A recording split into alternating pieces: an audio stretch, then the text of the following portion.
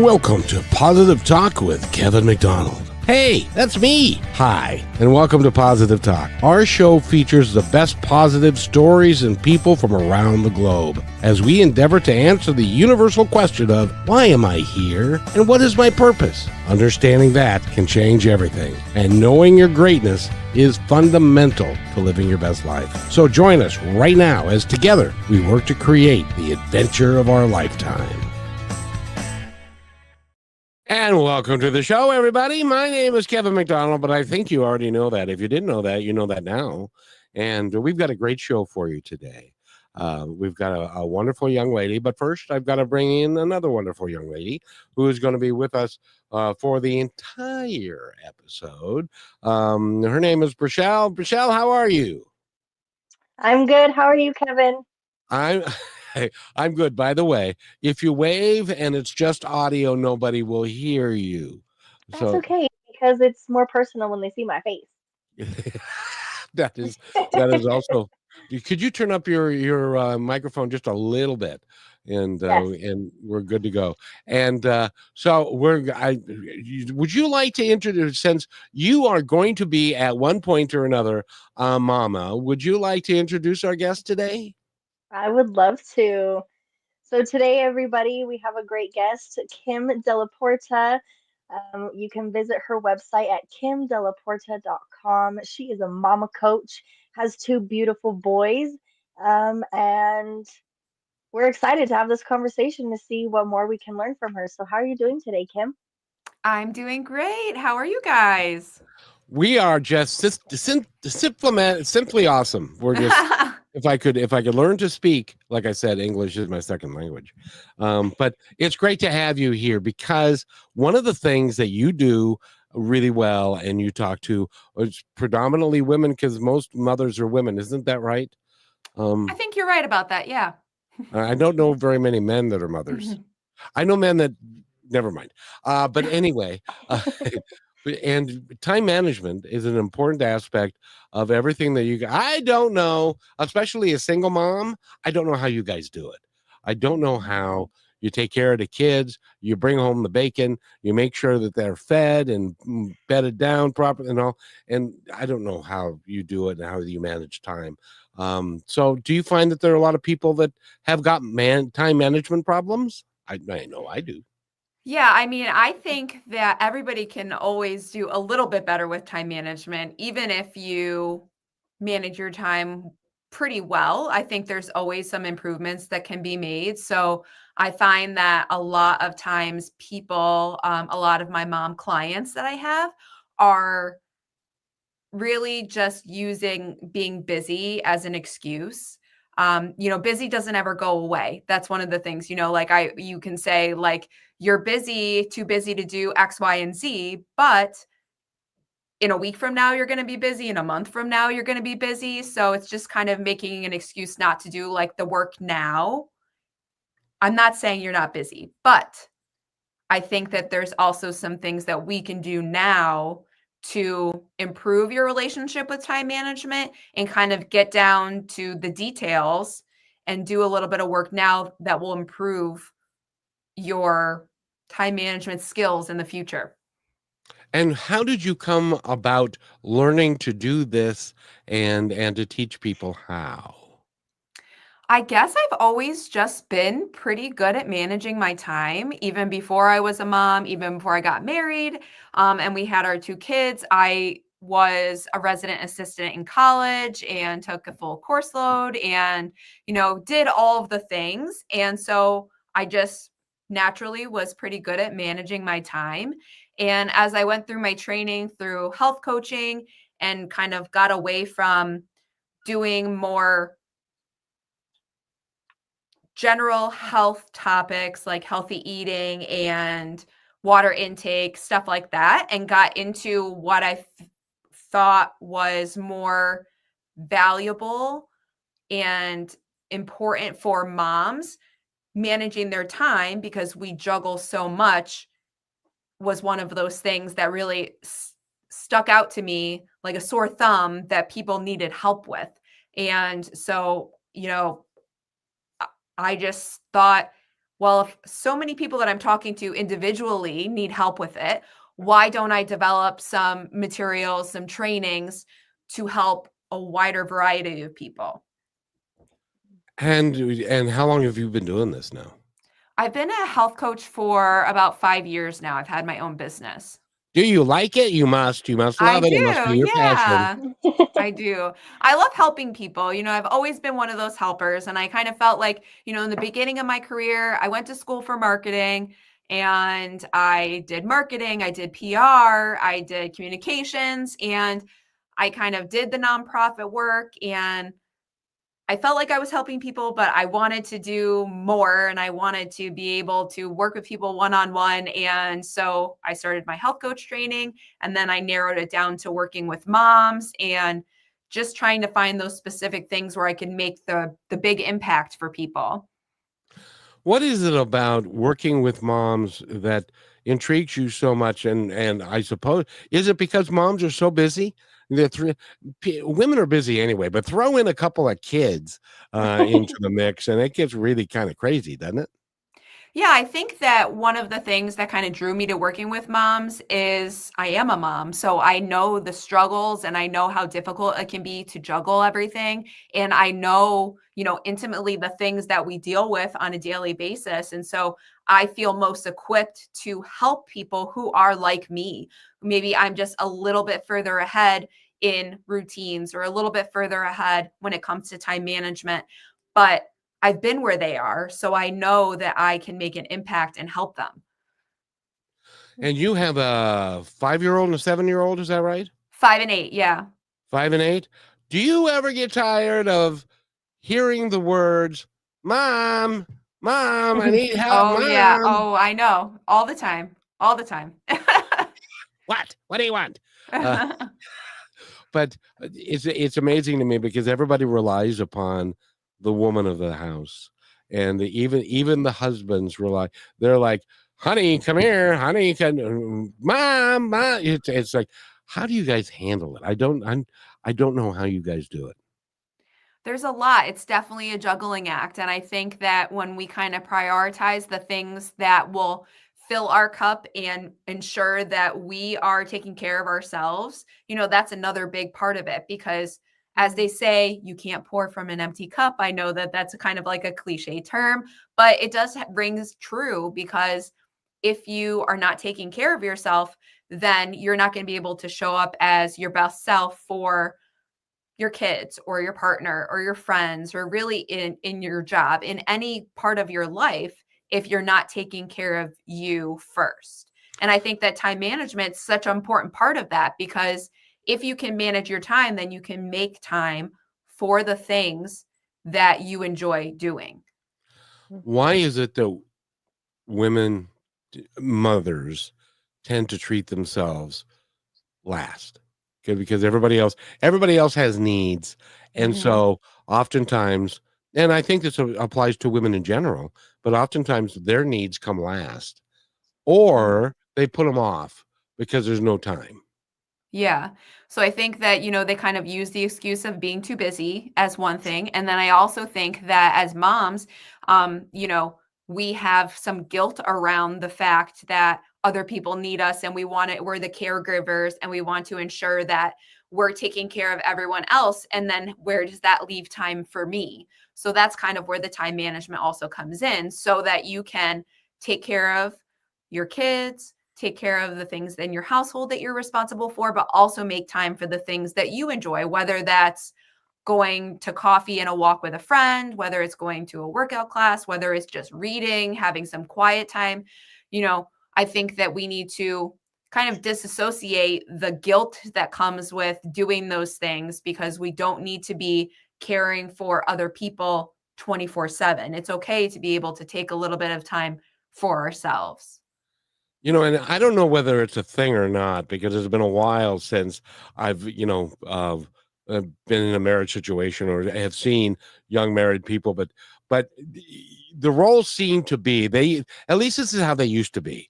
The man was the one that went and slay the dragons and brought home the bacon and did all that. And then when he came home, he was master of his castle and was now tired and wanted to rest and say, honey, can you bring me a beer? Can you bring me a sandwich? When's dinner going to be ready?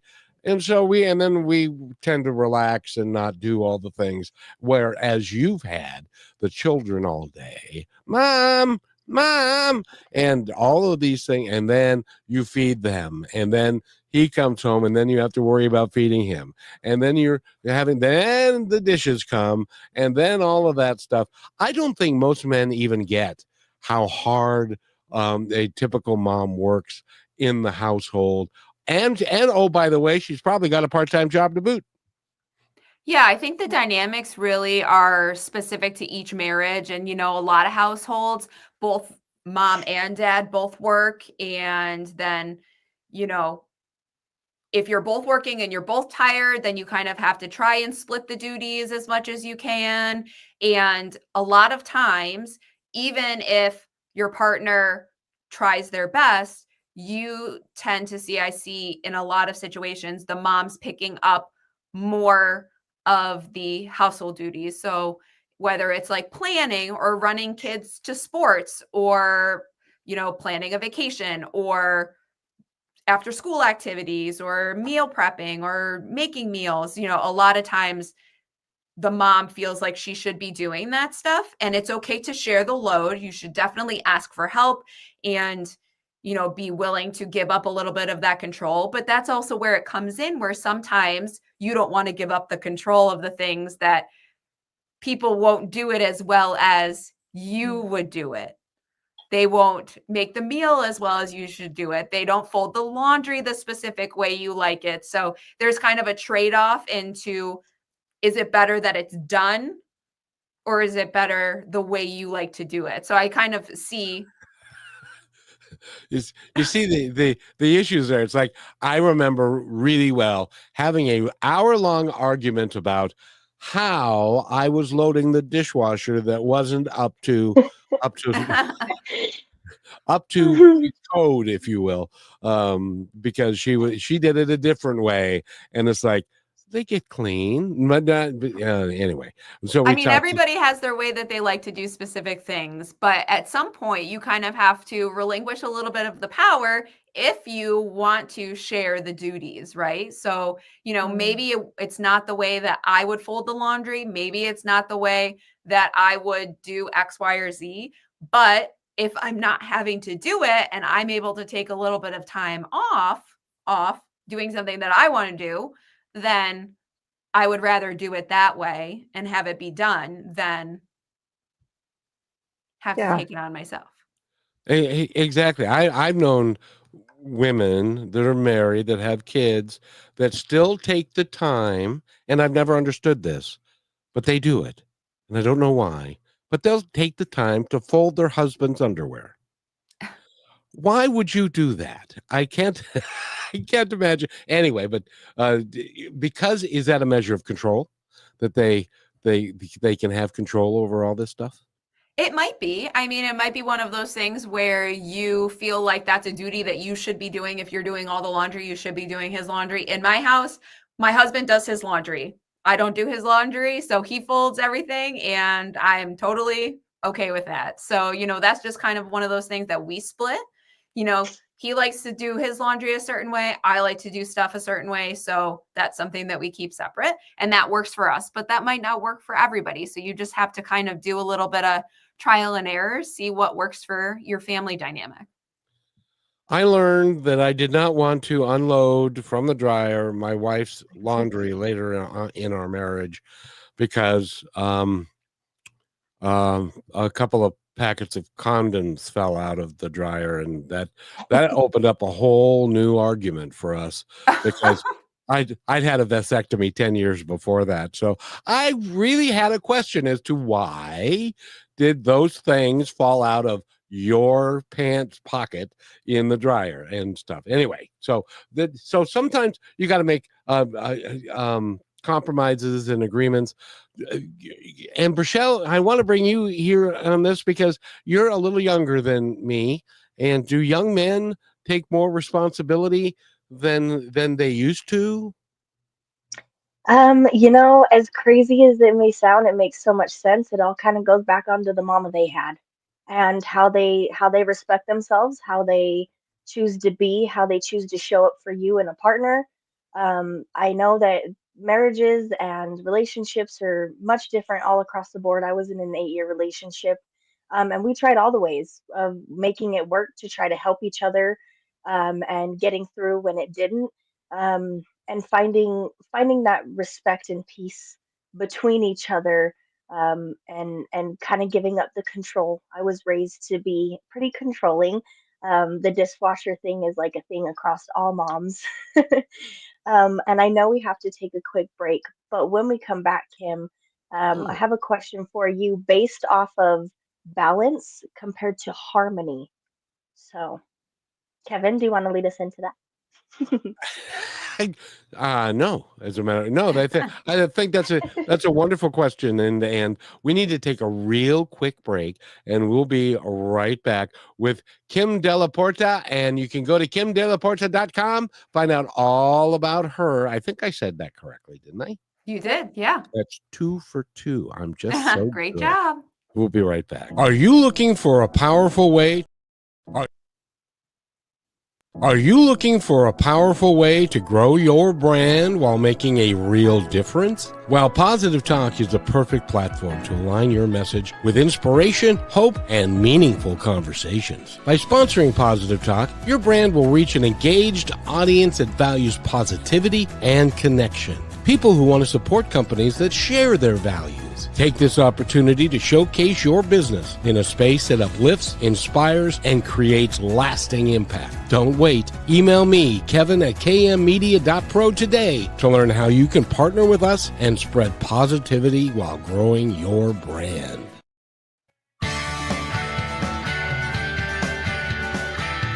And welcome back to Positive Talk with Kevin McDonald and Brachelle, because she's kind of like Cher or Madonna, one of those, just the one name. And our guest today is Kim Della Porta, and you had a question, Brachelle, that I, for the life of me, can't remember exactly what it was. Would you repeat that question, because it was a good one?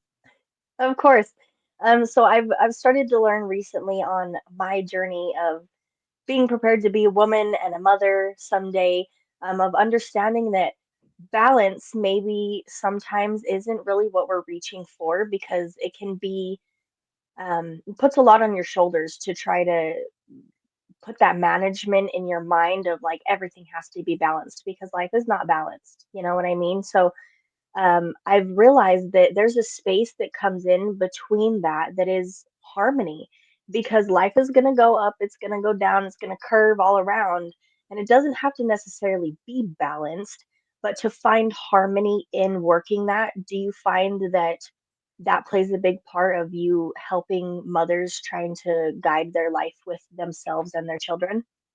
Absolutely. I think that balance implies equilibrium, and everything has to be equal. So if you're talking about like in your household, for example, if you want it to be like balanced, so maybe you would say the balanced household is that I do 50% of the work and my partner does 50% of the work.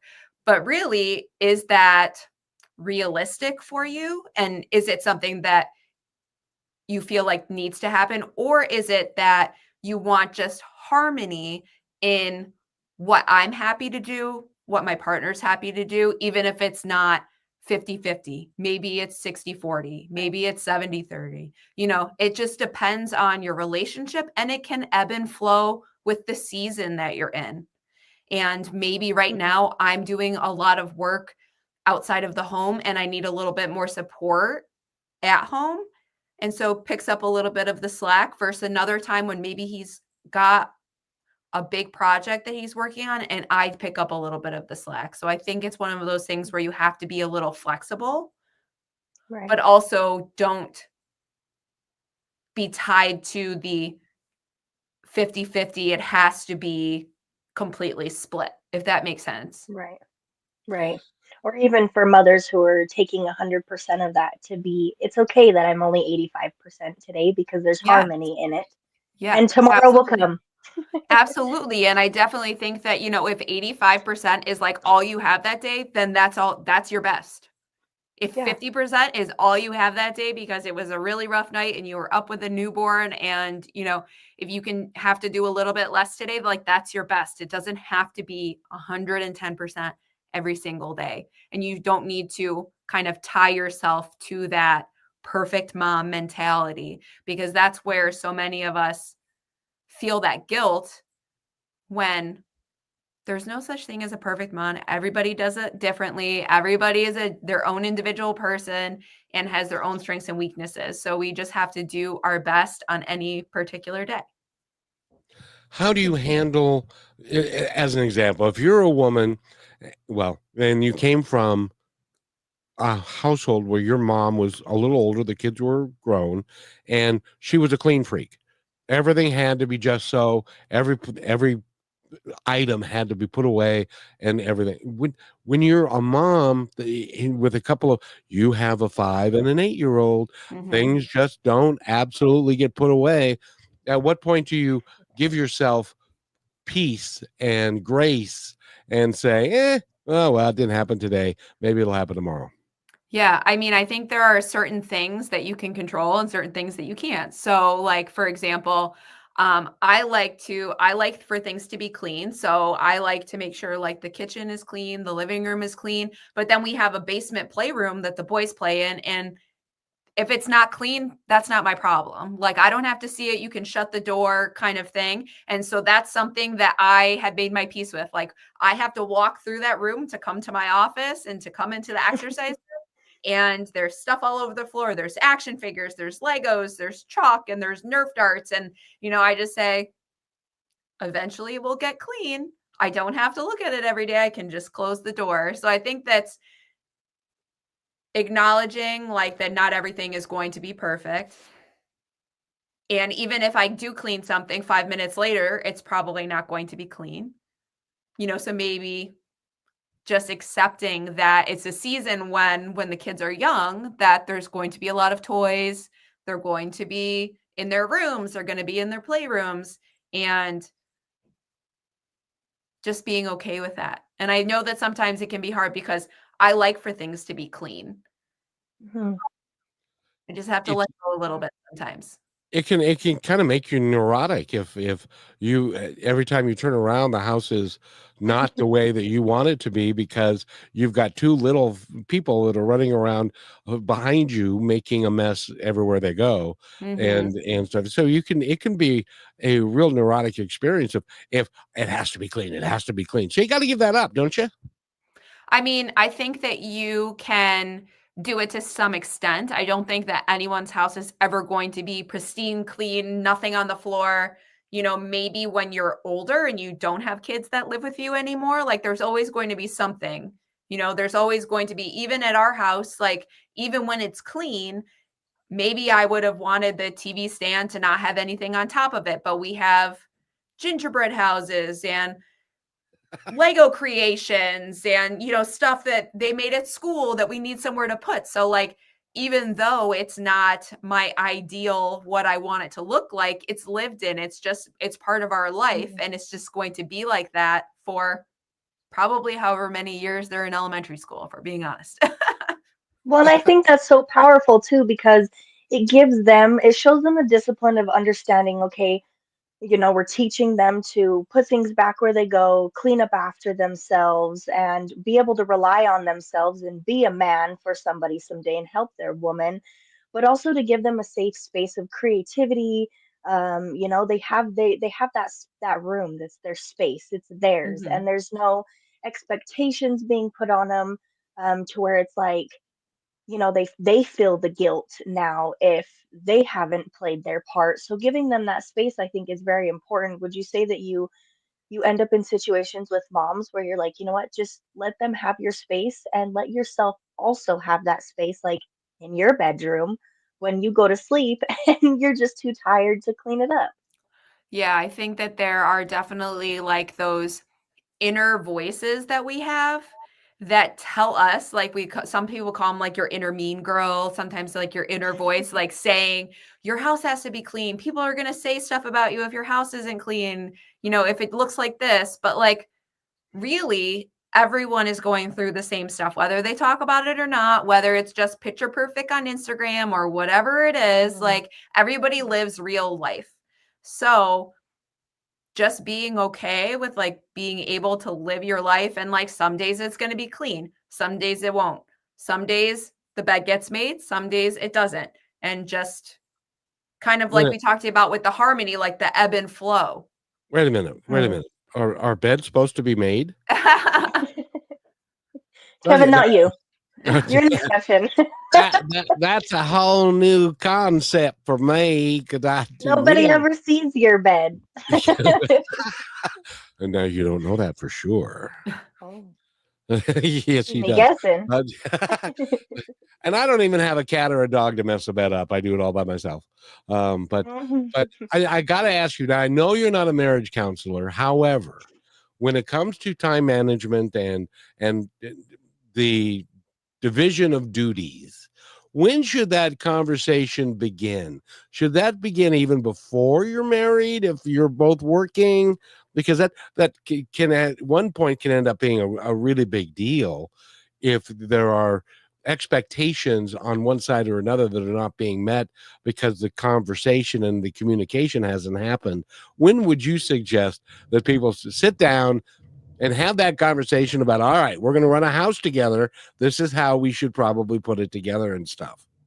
Yeah, I mean, I probably as soon as possible. I mean, I think that the communication should always be open and, just also be flexible that it could change. In the beginning of my relationship with my husband, when it was just the two of us and we were both working, like it might look different than when I had my first son and he was working full time and I was home full time with my son. And then fast forward to we had our second son and I was trying to work from home and he was working outside the home. And then now when I had one kid home, one kid at school, and now I have both kids at school. So from season to season, I think it could definitely change.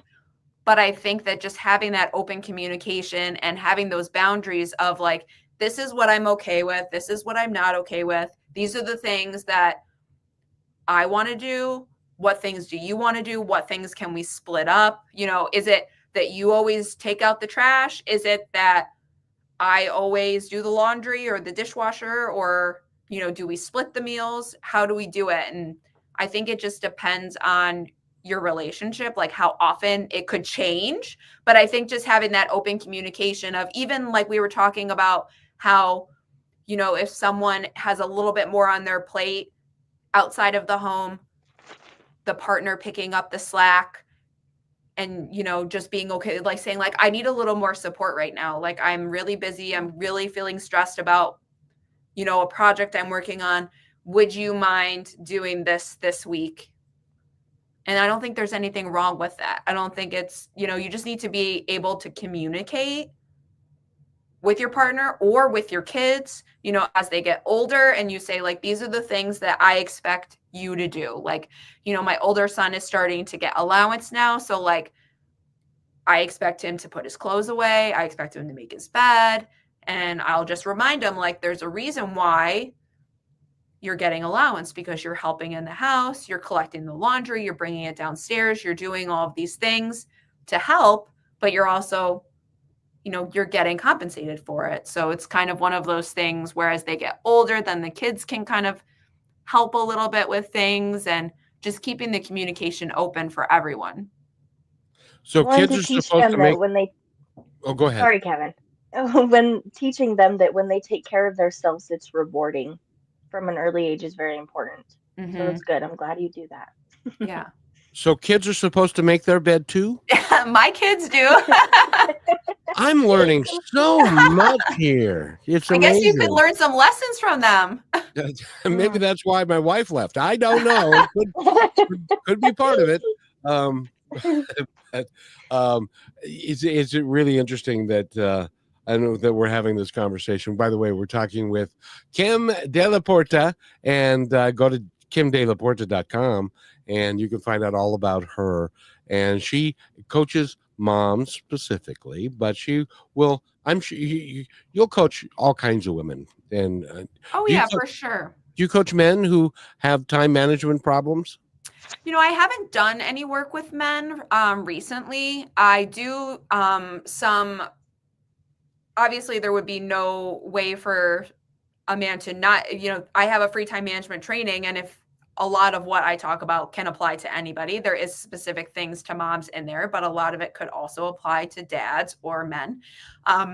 And when I do my live time management trainings, I did one at a local retreat, and a lot of the women, about like 40 women or so, and a lot of the women weren't moms, but I kind of tailored it to entrepreneurs because a lot of the time management of my process that I go through isn't specific to moms, but I do find that there are some unique things that moms deal with when it comes to juggling a lot of things that it makes it, I don't know if it's even more valuable, but it is very valuable to them. So, Well, and I'll tell you, I don't know how women do it. I don't know how moms do it. Um, it just amazes me, and I don't think they get their just due in our society for all the things that they have to do. We need to take a real quick break, Rochelle says. So we're gonna need to do this, and we'll be right back. You're listening to Brushwood Media Network, the best in syndicated talk, news, and entertainment shows. As you go about your daily life, look closer. As you gather with family and friends who love and support you, look closer. There are youth right in your community who don't have the home, warmth, and healing you have. So look closer. Every year across America, a staggering 4.2 million youth are homeless or trafficked. And for 50 years, Covenant House has worked relentlessly to keep them safe and protected. Tonight, 2,000 young people will sleep safely in a Covenant House bed. And tomorrow, they will wake up surrounded by love. They get clean clothes, hot meals, medical care, and a safe place to sleep. 24 hours a day, 7 days a week. In sites across America to help them fulfill the great promise of their lives. So look closer at Covenant House. To help or get help, go to covenanthouse.org. And welcome back to Positive Talk with Kevin McDonald, and Rochelle's with me, and Kim Della Porta is here, and she's filling me with all kinds of information about. I didn't really know that everybody's supposed to make their bed. That's some new for me. And what other strange and wonderful things must people do in their houses to keep everybody happy? I mean, I guess it just depends on your house, right? Maybe in your house, making your bed doesn't make you happy. So that's all up to you. Yeah, you see, when in my house, we thought that the couch in the living room, which is just off where the washer and dryer was, that's where we hung up all our clothes. As long as it works for you, Kevin. Yeah, I know. I'm just being silly, because when I grew up, my mom, when they would have company over, and I would get up to use the restroom at like 3:00 in the morning, I would find her on her hands and knees in the bathroom cabinet, door open, cleaning the bathroom cabinet. And I asked her one time, "Why are you doing that? Somebody may look in the cabinet, and I want it to be clean." It's like, Mom, you're crazy. That's neurotic. Yeah, how do you handle a situation where you've got a husband who says, "Honey, it's fine," and she's saying, "No, it's not clean enough, or it's got to be.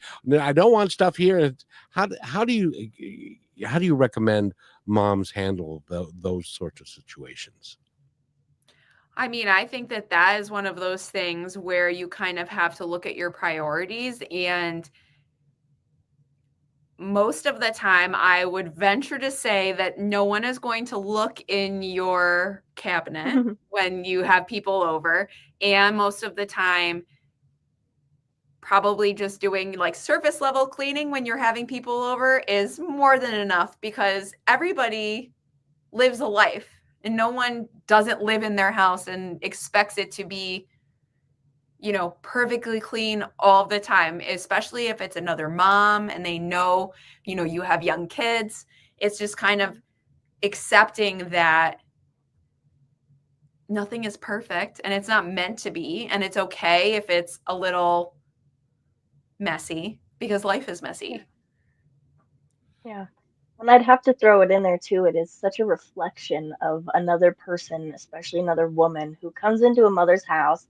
And if you looking in my cabinet in my bathroom, that's on you, girl, Yeah, because you know that we're living. This is life. Nothing is perfect, and really, it has a lot to say more about the other person than it does yourself, and to just to be okay with it, because sometimes it's okay just to go to sleep. Just go to sleep. Even for me, Rochelle, just go to sleep. absolutely. Well, but Michelle, 12 to 14 hours a day is a little excessive, I'm afraid. No. But so Kim, when you are talking about moms planning enough time for themselves, because it's important for them to be healthy and to feel good, what do you suggest for them? When we're talking about time management in general, what I always suggest we start with is doing a time audit. And what that kind of looks like for everybody is it's like a 3-step process in which you look at how you think you spend your time, then you document how you actually spend your time, and then you compare the two. Because a lot of times we think that the things that we're doing take either less time, or we don't think about the time wasters that we have in our schedule, or the time wasters that we don't want in our schedule that we're doing anyway, say like scrolling social media. So the third part of that is doing a audit of your screen time on your phone. And so that's the part that people hate the most, I would say, when I do my trainings, is I say like, okay, now I want everyone to take out their phone and I want you to look at your screen time report, and we're going to see how much time you're spending on your phone because you're so busy and you don't have time to do anything else, but yet you've been on your phone for 5 hours scrolling on Instagram, or doing whatever it is, playing games or whatever you do on your phone. So between looking at comparing how you think you spend your time. So say you say, oh, okay, in the morning, I'm going to check my email and then look at social media. And I think I'm spending 15 minutes. But when you actually look at it and you see you're spending an hour chunk, that's a lot of time that you're not accounting for. And you could, when you're comparing your time, take some of those time wasters out of your schedule and use that newfound time to do things that will actually help you versus hinder you, like exercising or going on a walk or, reading a book. So kind of finding those places in your schedule where you're wasting your time is my number one place that I start when it comes to figuring out how we can add in more of what, a mom likes to do, or what lights her up, what fills her cup per se. Well, You and know, under that subject, how do you handle a woman who says, "Oh, well, it's because I'm just tired. I just needed a break." I mean, it's fine to take a break, but also you could be doing something else on your break versus scrolling on social media, right? Like a lot of people say like, oh, when the kids go to bed, like I'm not going to say I don't watch Netflix at night because I love me a good Netflix. Love is Blind is coming back in February and I love a good show. I'm not saying that you can't do that. But what I'm saying is it better to watch Netflix until 11 o'clock at night and then your circadian rhythm is all messed up and you go to bed and then you wake up and you're tired and you're already in a bad mood? Or is it better to cut it a little bit short, do something that's off of a screen so you're not being exposed to blue light, like reading, kind of doing like a wind down routine that will actually prepare your body for sleep so that you can get good restful sleep and start the day off well? So there's always a choice about how you unwind, how you spend your time, how you're relaxing. per se. Does that mean then that we have to have personal discipline? It is very helpful to have some personal discipline. That's why working, that's honestly why working with a coach is so useful sometimes, because a lot of times people just need that accountability. They need somebody to check in on them and say, like, well, we developed like an evening routine. Like, how are you sticking to that? Like, did you get up for your workout? Did you do, all of the things that we talked about? Because people are so much more likely to do that if they know that they're going to be reporting back to somebody, or if they're going to have somebody checking in on them like a coach. Because I think that a lot of times people know the things they should be doing, but they're just not doing them because they don't have the discipline, or they just don't have the willpower. They just want to, disconnect. They just want to watch something silly, and they could be doing something else that will help them in the long run, but they're not. I got to ask you, as a coach, do you ever have somebody get mad at you because you're their accountability coach and you're holding them accountable, and they say, would you stop holding me accountable? I don't want to.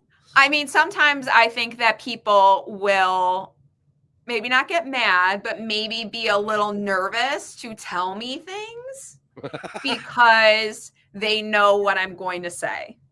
Like they know if I say, oh, how did your workout go? I know we were going to do 3 days this week. And they say, like, I didn't get up. And I'll say, okay, like, I'm not mad at you, but like, how can we change that so that next week we actually do it? What are some adjustments that we can make?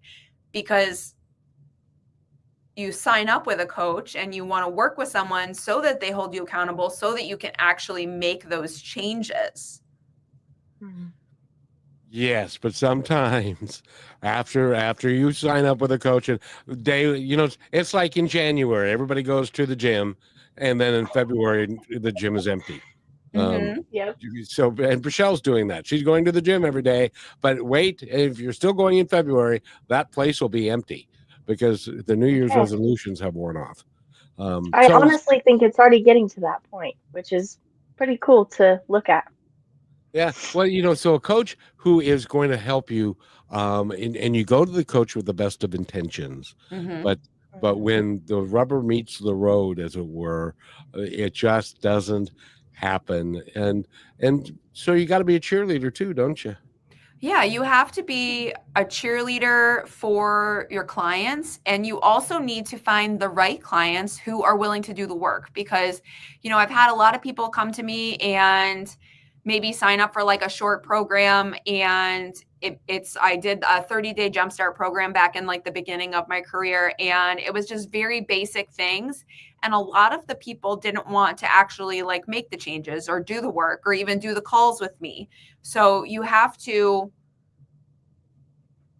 be able to, it's not about me, it's about the person. So if they don't want to do the work, I can't make them do the work. You sign up with a coach for the accountability, for their expertise, for them to be your cheerleader. But in the end, like, you have to be willing to do the work. So just like with the time management, like, you need to be willing to do your time audit. You need to be willing to make changes to your schedule if you want to improve your relationship with time management. If you don't, then it won't get any better, and it will probably just get worse.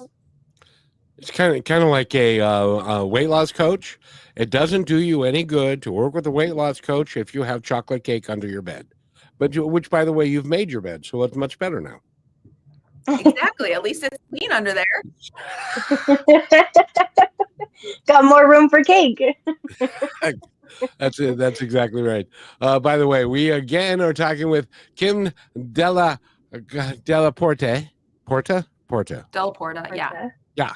And she is a time management coach. She's also really good at working with moms because she are one, and she knows what it is like to be a mom of a 5 and an 8-year-old boys, and how crazy they can be and stuff. So she would be a really good person to work with and stuff. If somebody wants to get a hold of you, can they do it through your website?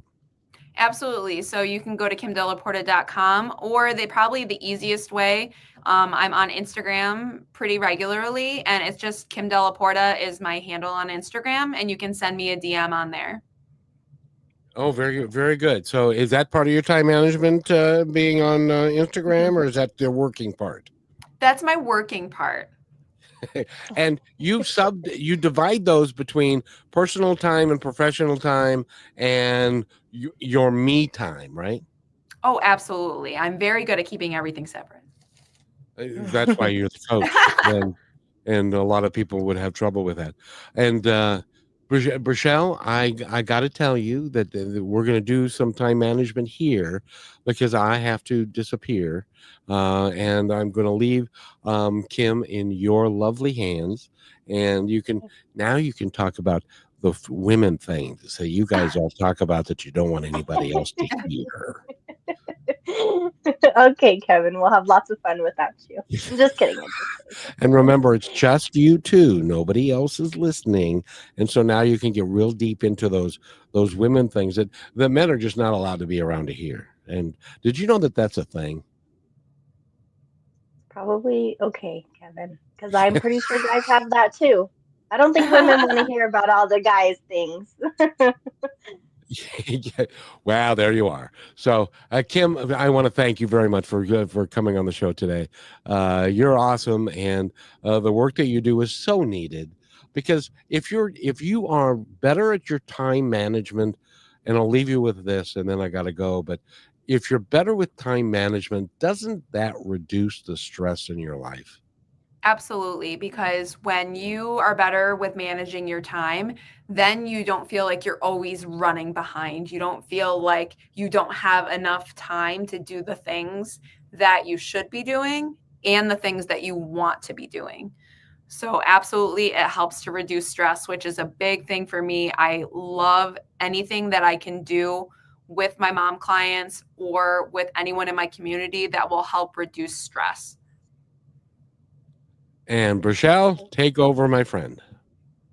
Okay, well, thank you for joining us, Kevin. We love you very much. Mhm. We have to take one last break, Kim.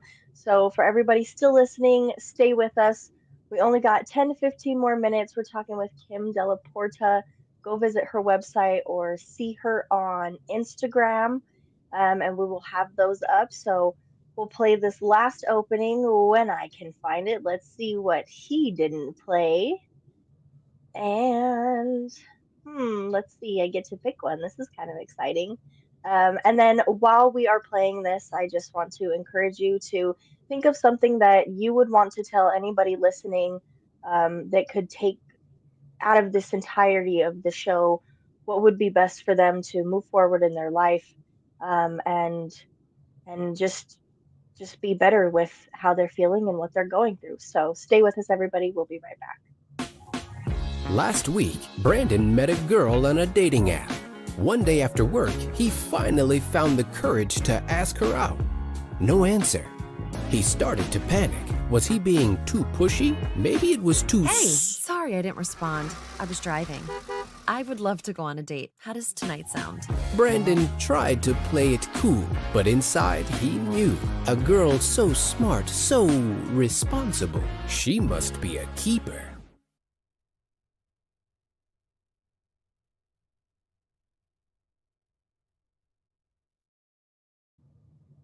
And welcome back, everybody. I could not find the music. Kevin is a professional and I'm learning, so thank you for being patient. But we are here with Kim Della Porta. She teaches mothers how to become the best version of themselves, to be gracious, raising our kids. So, with the last time we do have, what would be some advice that you give to somebody if you were just talking to them one on one for a moment? Yeah, absolutely. I would say that when it comes to time management, there really isn't a one size fits all answer for people. And I think it really would be helpful for anyone who's struggling with anything having to do with time management to do the time audit. I think that that is one of the best things that you can do, because then you can actually pinpoint, the time wasters that are in your schedule. and make that real lasting change. And I do have a free training all about time management. You can access it via my website, or you can access it via the link in my bio on Instagram. It's called Time Management for Mamas, but it also applies to any other woman that wants to take it. There is some information that's specific to moms in there, but it's really applicable to anybody. And inside there, we talk about the time audit, we talk about screen time, and we talk about some different time management personalities that you might have that might influence kind of how you currently manage your time. And if those things are not working for you, some suggestions of how you can move forward to make changes. Beautiful. And I have to ask you before we finish up the show of when you started actually seeing that these things were helpful and you needed it in your life, what were some of the things that you saw firsthand that made just a huge impact that surprised you and helped you through your day-to-day life? I think that for me, the time blocking aspect of it and trying to do my work, when I have the most energy, and scheduling my day kind of around, like in the morning, I want to get up, I want to get the boys on the bus, like we have our family time in the morning, and then once they're at school, I want to get my workout in, I want to get ready for my day. So blocking out the time for that in the morning, because I know that that will help me feel my best. And then going right into doing some work a little bit earlier in the day, because knowing that the boys get home a little bit later and I want to make sure that I am available for them. And trying to do work in chunks so that it's dedicated work time and it's focused, versus being on my phone, trying to be doing things, trying to do too many things at once. And multitasking, I think, is the downfall of a lot of people, because they think that they're doing more, but they're not really getting anything accomplished because they're only doing small parts. So I think that, for me, thinking that I used to be like a queen at multitasking and doing all of these things at once, but then I really noticed, like, I wasn't really able to watch the TV show I was trying to watch, and I wasn't really able to be writing the stuff I was supposed to be writing or doing the trainings that I was supposed to be creating. You aren't focusing on any one thing. So really that time blocking has helped me so much. And that's just something that, within that training, if you have the multitasker personality and it's not working for you, time blocking is my suggestion. So that's just like one of the suggestions of like the 6 different time management personalities that I talk about inside my training that has really helped me and kind of transform the way that I manage my time. Very true. I can see that. I mean, even for myself, I could use that because I struggle. I have a life coach as well. And now that we don't talk as often, I find myself kind of just scrolling and just existing, thinking about all the things that I could be doing. But I'm like, there's just that voice that's like, well, it's comfortable. Just lay here and be on your phone. And Mm-hmm. pushing yourself out of that is hard. And I'm guessing you've probably seen the repercussions also of doing that inner work and seeing how it affects your relationships and also what it's teaching your kids, and having them, see you doing it holds them accountable and makes them want to be better. Would you agree? Yes, absolutely. And I think that one of the biggest things that a lot of people encounter now because of technology is always being on your phone, always being on a screen. And that's one of those things that we try when our kids are young to hold off as long as possible from them getting a phone or being, on screens as much as, they have to be on screens sometimes when they're at school. They have to be on screens, like if they maybe have a tablet at home.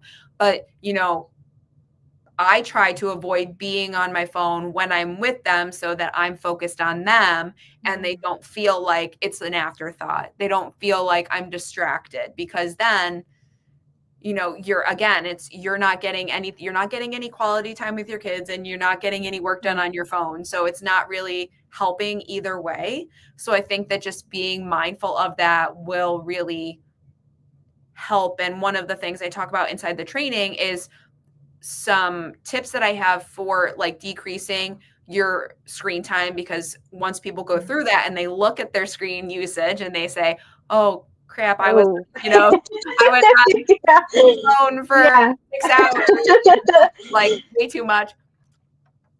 Find that doing things like having like a screen-free period of time during the day, or like screen-free zones in your home, just a couple examples of ways that you can, like, maybe as soon as everyone's in the kitchen and you sit down for dinner, all the phones go in a box or something like that, so that, no one is distracted. So there's a bunch of different tips like that inside the training.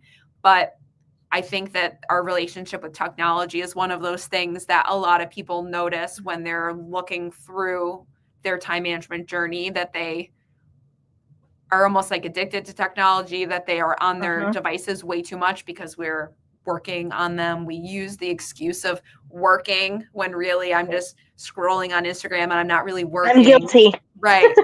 Yeah. Yeah. And I've had to say, I mean, we know that technology is growing. It's not going to stop. It's just going to continue. And I'm so glad that you're spreading this message and bringing more awareness to that for adults. Because even for my age, you see all these kids or young adults, and they get together and they're hanging out and they're all on their phone. And so when you have those real human interactions where you're connected with one another and you almost forget about your phone, kind of is where you realize, like, this is what matters, and it's easier to have harmony rather than be like, oh, I'm not balanced, because I think all of us could look at our phone and agree that it's not balanced and it's not harmony.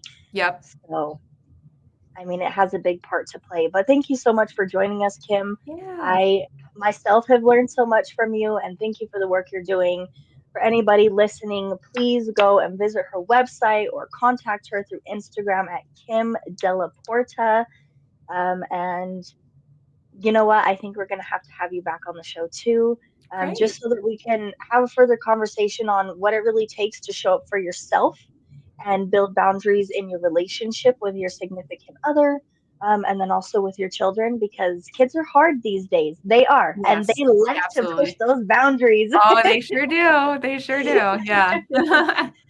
But thank you so much for your time, and I'm hoping that we will see you again soon. Is there anything else that you would like to say to our listeners before we leave? No, just thank you so much for having me. And if you have any questions about time management or routines or anything health related, feel free to send me a DM or message me through my website. I'm more than happy to have a little chat with anybody. Yes, everybody go and visit her website. We all need time management. If you say you don't, you're probably lying, or maybe you're really good at it, which most of us aren't. So thank you for joining us on Positive Talk Radio with Kevin McDonald and Kim Della Porta. Everybody have a lovely day. Thanks for listening to this episode of Positive Talk with Kevin McDonald. Our purpose is to provide everyone with a positive, entertaining, and educational experience. I would love your feedback and comments about the show, including possible topics and great guest suggestions. Please email me at kevin@kmmedia.pro. And remember, be kind to one another, because each other's all we've got. That's Kevin at kmmedia.pro.